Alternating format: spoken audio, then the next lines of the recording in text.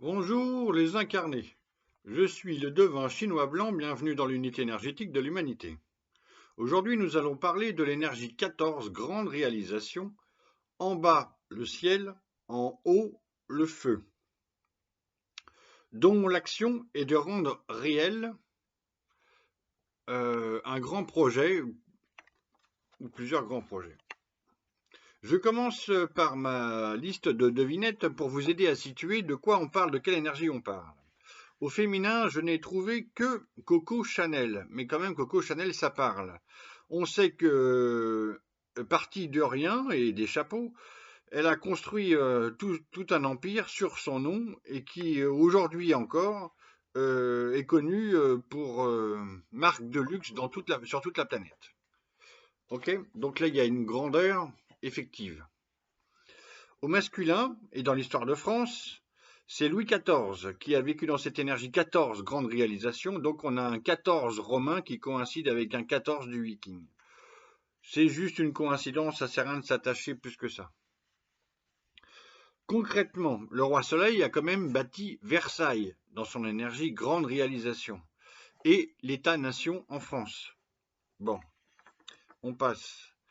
Pour cette énergie, 14 grandes réalisations, j'ai aussi deux cas particuliers. Le premier, c'est le général de Gaulle, dont l'énergie 14 grandes réalisations est l'énergie dans laquelle il a vécu la dernière partie de son mandat céleste français, de 1958 à 1970, au cours duquel il a grandement réalisé la Ve République que nombreux sont en train de déconstruire aujourd'hui même. Le second cas particulier est le mien. Alors que normalement chaque personne s'incarne dans une énergie pour toute sa vie, du dernier au dernier souffle, dans mon cas, j'en suis déjà à mon cinquième hexagramme, à ma cinquième énergie. Et c'est pour ça que j'ai un recul qui me permet de vous dire comment ça se passe, parce que le recul, vous l'avez pas. Voilà. Le cas particulier est là pour vous servir.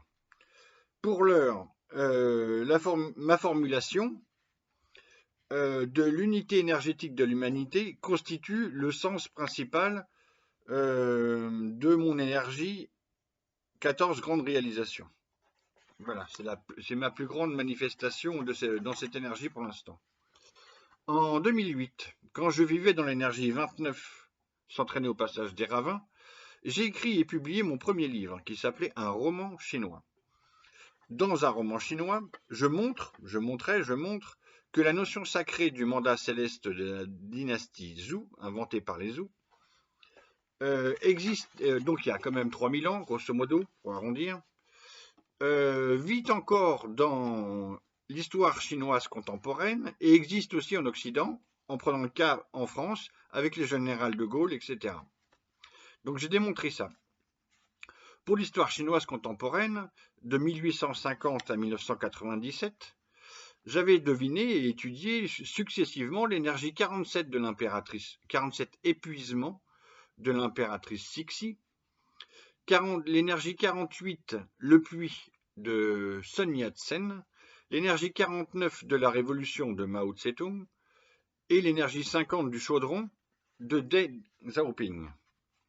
Cette lecture chinoise de l'histoire chinoise m'a permis de comprendre que Mao a développé la première phase du matérialisme chinois par la lutte des classes.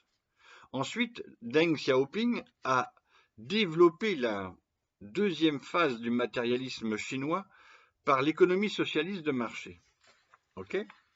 Sur le plan de la culture et de la civilisation chinoise, la Chine est devenue pleinement matérialiste à la mort de Deng Xiaoping en 1997. Autrement dit, qu'est-ce que ça veut dire? La Chine a fini complètement d'intégrer le matérialisme aux côtés des Sanjiao. Alors les Sanjiao, c'est l'expression chinoise pour dire leurs trois traditions de pensée. C'est pas croyance ou religion, ils appellent ça tradition de pensée. Donc les Chinois, avant d'intégrer le matérialisme, étaient déjà taoïsme depuis le départ de leur civilisation. Ça remonte à leur animisme pour moi, dans mon ressenti.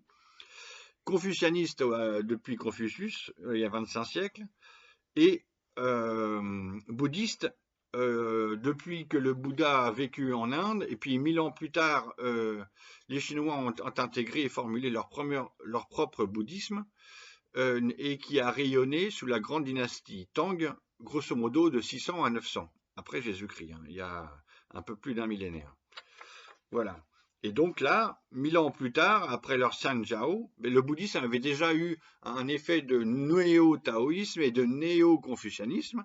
Il y avait déjà un rayonnement florissant.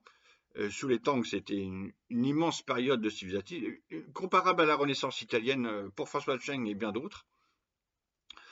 Et donc là, 1000 ans plus tard, la Chine, en tant que civilisation, intègre une nouvelle tradition de pensée, le matérialisme. Okay, c'est dans ces dimensions-là qu'on comprend mieux ce qui se passe, et c'est ça que j'ai montré dans mes livres. Les processus, ces processus-là, comment ça se construit. Donc c'est une vision avec grandeur. On peut dire ça comme ça. Bon, donc dans ma compréhension de ces processus-là, Jiang Zemin et Hu Jintao sont des continuateurs. Ok, pour moi, ce ne sont pas des grands personnages de l'histoire. Alors, ça ne m'intéresse pas de diminuer les personnes. J'essaye juste de donner la taille des rôles. Donner. Vous montrer comment ça se passe. Et les dernières images de cette dernière... ouais. Oui, il y a eu des images où Hu Jintao est remercié vivement alors qu'il est déjà malade sur scène, etc. Bon, je ne vais pas commenter ça. Xi Jinping, le président chinois d'aujourd'hui, incarne donc cette troisième phase du matérialisme chinois, c'est ça qui m'intéresse de vous montrer, et Xi Jinping vit aujourd'hui dans cette énergie 14 grandes réalisations. Donc j'arrive à capter, j'ai fait une biographie complète de Xi Jinping, du président chinois. Donc j'arrive à capter son énergie plus facilement puisque je suis moi-même dans cette même énergie. Ok. Donc cette troisième phase du matérialisme chinois, c'est celle de la Chine qui a intégré le matérialisme en mode de civilisation. Avec sa réélection l'an dernier, au printemps 2023, le président Xi Jinping est entré dans son 6e trait de l'énergie 14 grandes réalisations. Voilà, c'est ça que je voulais en venir. C'est un peu abrupt, mais c'est le résumé de ce que je vous donne à comprendre dans plusieurs livres. Merci et à demain.